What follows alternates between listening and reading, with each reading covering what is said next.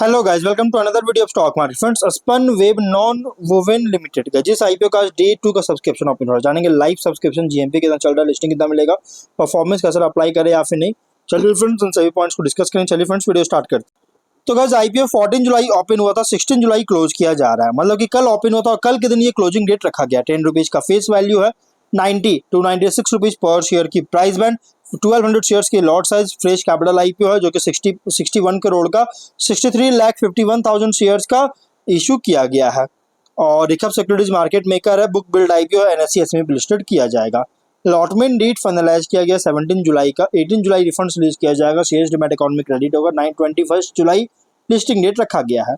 Individual मतलब retailers जो है 2 लॉट अप्लाई कर सकते हैं, ओनली 2400 शेयर्स मिलेंगे, 2,30,000 रुपीज का अमाउंट पे करना होगा। Small HNI minimum 3 lot apply कर सकते हैं, 3600 शेयर्स मिलेंगे, 3,46,000 रुपीज का अमाउंट पे करना होगा।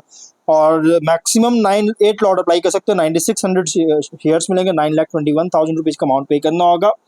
और अगर हम बात करें बिग एचएनआई तो मिनिमम 9 लॉट अप्लाई कर सकते हैं, जो कि अराउंड अगर हम बात करेंगे तो कंपनी में लगभग 10,36,000 रुपीज का अमाउंट पे करना पड़ेगा। तो गाइज कंपनी में अगर देखा जाए ना, तो इसमें अप्लाई जो है, देखिए रिटेल में अगर हम बात करते हैं 10 टाइम मतलब कि 40 टाइम्स के आसपास देखने को मिलता है। चाहे आप 2 लॉट अप्लाई करें, 2 ही लॉट अप्लाई करेंगे, लेकिन आपको मिनिमम ये लॉट होगा, मतलब कि ओनली 1 लॉट अलॉट होगा। इससे ज्यादा आपको अलॉटमेंट नहीं होगा। अगर आप इंडिविजुअल में अप्लाई किए हैं तो चाहे आप देखिए इसमें 2 ही लॉट अप्लाई करने मिलेगा, लेकिन गाइज आपका अलॉटमेंट सिर्फ सिंगल होगा, सिंगल लॉट अलॉट होगा। अगर आप इसमें इस आईपीओ में 40 टाइम सब्सक्राइब होता है तो, और इसलिए अगर आप ज्यादा अलॉटमेंट चाहते हो तो आप बिग एचएनआई में कंसीडर कर सकते हो, जो कि मिनिमम 3 लॉट अप्लाई करना पड़ेगा। इस आईपीओ में भी स्मॉल एचएनआई से भी 50 टाइम सब्सक्राइब होता है ना, तो गाइस आप 3 लॉट अप्लाई करें चाहे 8 लॉट, आपको अलॉटमेंट सिर्फ और सिर्फ 3 लॉट ही किया जाएगा। आप चाहे मैक्सिमम पे अप्लाई करें चाहे मिनिमम पे कोई भी अप्लाई करेगा, आपको ओनली 3 लॉट ही अलॉट किया जाएगा। इससे ज्यादा अलॉटमेंट चाहते हो तो आप 9 लॉट पे कंसीडर कर सकते हैं, जो कि आपको मिनिमम 9 लॉट या उससे ज्यादा आप जितने अपना बजट है उसके अकॉर्डिंग अप्लाई कर सकते हैं। प्रोमोटर होल्डिंग प्री इशू 88.5% का है। तो और ऑफर दिया गया है क्यूआईबी में। अगर देखा जाए एंकर में यहाँ पे जो सो देखने को मिला, जो कि 12 लाख शेयर्स का बीट ऑफर किया गया। एचएनआई से 20%, स्मॉल रिटेल से 46.4%। तो देखिए रिटेल में 35% ऑफर दिया जाता है, बट इस आईपीओ में बहुत ज्यादा देखने को मिल रहा है। रिटेलर जो ऑफर दिया गया बहुत ही ह्यूज ऑफर दे रही है। यहाँ पे अगर हम बात करेंगे तो एंकर इन्वेस्टर यहाँ पे इंक्लूड नहीं किया गया फिलहाल। अब अगर हम इसके सब्सक्रिप्शन की बात करें तो कंपनी में अगर देखा जाए तो क्यूआईबी सब्सक्राइब बिल्कुल नहीं हुआ, एकदम सब्सक्राइब नहीं हुआ, लेकिन हाँ एचएनआई से 8.1 टाइम 9,04,000 शेयर्स में 73 लाख शेयर्स का बीट किया, 70 करोड़ का 897 एप्लीकेशन सबमिट हुआ। गैस एचएनआई से बहुत, और रिटेल में 13.42 टाइम सब्सक्राइब है, 21 लाख शेयर्स में 2 करोड़ 83 लाख शेयर्स का बीट किया है, 272 करोड़ का 11,803 करोड़ का 11,803 एप्लीकेशन सबमिट हुआ है। जैसा मैंने बताया था गाइस कि अगर एचएनआई से 40 टाइम सब्सक्राइब होता है, रिटेल में 50 टाइम सब्सक्राइब होता है, तो आपको ओनली मिनिमम अलॉट किया जाएगा, जो कि यहाँ पे जिस तरह का डे 1 सब्सक्राइब देखने को मिला गाइस, चांसेस है कि क्रॉस कर जाएगा, जिसका मतलब गाइस आपको अलॉटमेंट बहुत ही रेयर होगा। क्यूआईबी सब्सक्राइब नहीं हुआ, और गाइस क्यूआईबी सब्सक्राइब नहीं हुआ इसको विच मींस गाइस ये नहीं है कि कंपनी खराब है या फिर कंपनी में अप्लाई नहीं होगा। क्यूआईबी क्या होता है, ना तो वो डे 1 में अप्लाई करते हैं ना तो डे 2 में अप्लाई करते हैं। वो अप्लाई किस में करते हैं तो डे 3 में, लास्ट डे में ही अप्लाई करता है। कई बार देखा गया क्यूआईबी 3 टाइम 4 टाइम सब्सक्राइब करते हैं, बट वैसे मैक्सिमम देखा गया है गाइस वो एक्सेप्शनल होता है, लेकिन मैक्सिमम देखा गया है कि डे 3 में ही अप्लाई करते हैं। इसलिए अगर आपको इसमें सब्सक्राइब नहीं हुआ है 2 दिन में भी, आज भी अगर सब्सक्राइब नहीं होता है क्यूआईबी से, इसका विच मींस गाइस इसका ये मतलब नहीं कि क्यूआईबी सब्सक्राइब नहीं करेगा। हाँ, अब डिपेंड करता है क्यूआईबी इसमें करना चाहती भी है या फिर नहीं। वो भी क्या कर रही है, क्यूआईबी कैटेगरी क्या कर रहे हैं ना, अभी क्यूआईबी इन्वेस्टर वो ट्रैक कर रहे हैं कंपनी कैसा परफॉर्म कर रहा है और कैसे परफॉर्म कर सकता है, वो ट्रैक कर रहे हैं। उसके बाद लास्ट डे में डे 3 में ही जो है फाइनल डिसीजन लिया है, जो कि कल का डेट है। जीएमपी की बात करेंगे तो कंपनी का जीएमपी अराउंड 42 रुपीज का ट्रेड कर रहा है। 43.7% की लिस्टिंग एक्सपेक्ट कर सकते हैं, 43.7% की लिस्टिंग एक्सपेक्ट कर सकते हैं। 138 का लिस्टिंग प्राइस है और बहुत ही स्ट्रॉन्ग, नो डाउट गाइस, बहुत ही स्ट्रॉन्ग लिस्टिंग मिलने जा रही है। बिजनेस 2015 में इनकॉर्पोरेट हुआ था, जो कि इस पर मैंने ऑलरेडी वीडियो बनाया है, लेकिन फिर भी मैं आपको बता देता हूँ। नॉन वोवेन फैब्रिक्स का मैन्युफैक्चरिंग और सप्लाई करता है। अलग अलग एप्लीकेशन जैसे डोरमेट्स का बैग्स, कारपेट्स और टर्पोलिन्स में के लिए यूज किया जाता है, प्राइमरीली यूज होता है। और इसके क्वालिटी कंट्रोल सिस्टम के लिए रिकॉग्नाइज किया गया है कंपनी को, जिसमें इंक्लूड है टेस्टिंग, इंस्पेक्शन, एनालिसिस, जिससे हाई क्वालिटी प्रोडक्ट्स को इंश्योर करता है। Non woven fabric laminated UV treated non woven fabric का मैन्युफैक्चर करती है। State of the art testing facilities operate कर रही है, जो कि इंक्लूड है यूनिवर्सल टेंसाइल टेस्टिंग और rivet properties testing. Company products को North America, Europe, Middle East में भी प्रोडक्ट्स एक्सपोर्ट करता है। मोर देन 2/3 जो है रेवेन्यू ये हाइजीन सेक्टर में जो फैब्रिक के लिए जो डिमांड है इससे जनरेट करता है। मतलब कि 2/3 मतलब समझ लीजिए एक तरह से मोर देन 66% का जो रेवेन्यू है ये सिर्फ और सिर्फ हाइजीन सेक्टर में जो फैब्रिक के लिए जो डिमांड है उससे जनरेट करता है। बाकी रिमेनिंग पोर्शन जो है ये medical, packaging, agriculture, construction industries इन सभी में जो एप्लीकेशन से जो जनरेट करती है। क्लाइंट्स में RGI Meditech, millennium baby cares और Sikhani industries, Myra hygiene products, Rotech health care और पॉलीगॉफ माइक्रो हाइजीन, सैलस products, Qualitex health care, JDS non woven और व्योम नॉन वुमेन, ये सभी इसके क्लाइंट्स है।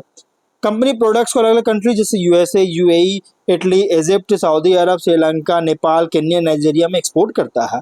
इसका मैन्युफैक्चरिंग फैसिलिटी राजकोट गुजरात में है। और कंपनी जो है प्रोडक्ट की बात करें तो hydrophilic fabric UV treated fabric है। 31 मई के अकॉर्डिंग 199 एम्प्लॉइज का टीम है। Competitive strength one of the largest manufacturer है spun bond non woven fabric का इंडिया में। कंपनी स्पन बॉन्ड टेल नॉन वुवन फैब्रिक का जो मैन्युफैक्चरिंग कर रहा है ये स्पेसिफिक इंडस्ट्री स्पेसिफिक नीड्स को टेलर करने के लिए, उसको प्रोवाइड करने के लिए कंपनी ये सब बिजनेस कर रही है, मैन्युफैक्चर करता है, उसके बेसिस पर मैन्युफैक्चर करता है। प्लस लॉन्ग स्टैंडिंग एसोसिएशन है अलग अलग कंज्यूमर्स से के साथ अलग अलग इंडस्ट्रीज और ज्योग्राफीज में। और अगर हम बात करें एडवांस्ड स्पन बॉन्ड टेक्नोलॉजी भी देखने को मिल चुका है क्लीन रूम टेक्नोलॉजी के साथ मैन्युफैक्चरिंग प्रोसेस के लिए। एक्सपीरियंस प्रोमोटर है जो कि सपोर्टेड है स्ट्रॉन्ग मैनेजमेंट और एग्जीक्यूशन टीम के द्वारा। तो कंपनी का बिजनेस क्या है ना कि ये one of the leading player है spun bounded non woven fabrics में, जो कि वैरायटी ऑफ यूजेज और हाई डिमांड ग्लोबली देखने को मिल रही है।